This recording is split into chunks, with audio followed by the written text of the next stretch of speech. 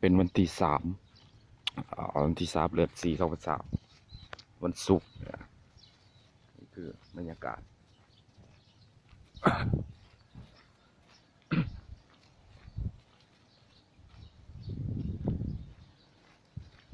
บรรยากาศยามเช้านี่ก็เป็นเวลา6 โมงเช้าที่สนามบินสากลวัดไต่เนาะ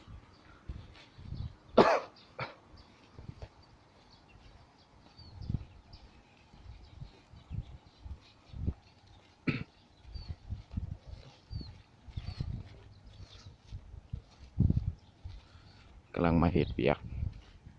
มื้อนี้มาแต่เช้ารู้สึกว่าแขกหลายไปมั้ยผู้โดยสารหลายแล้วมัน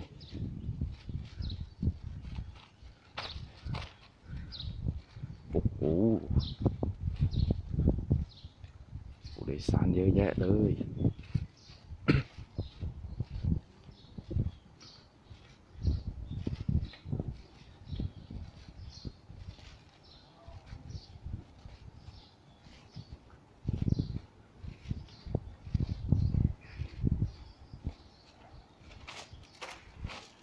โอ้โห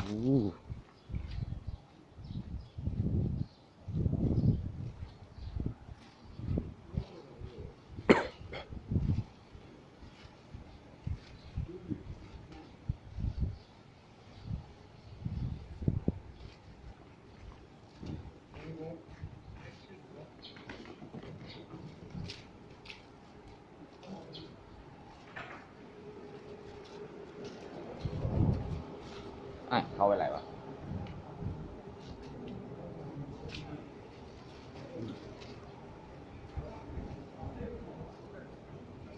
คือผู้โดยสาร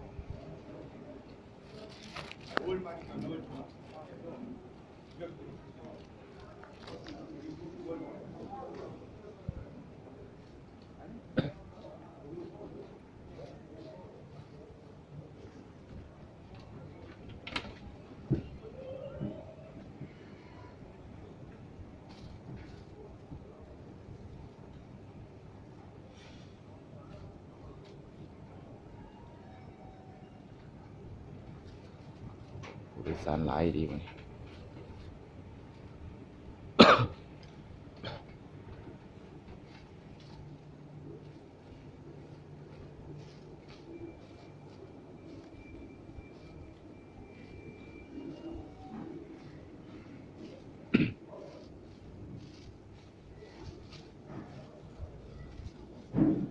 เขามาห้องเอ็กซเรย์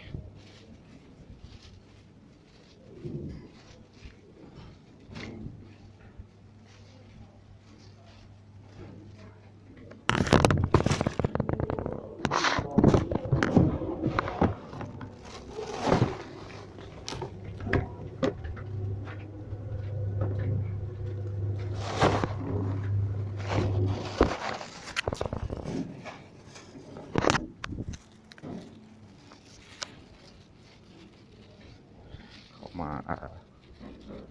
การต่อหม้อ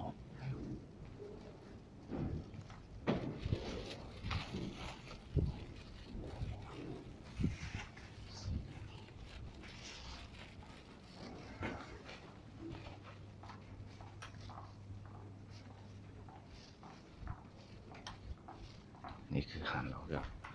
นี่คือหารขาปลอดภาษีตอนนี้ผู้โดยสารกำลังเซ็กอิดกำลังจะเกิดมาบอนว่าถ้าผู้โดยสารกะยังไม่ทำเองมีผู้โดยสารมา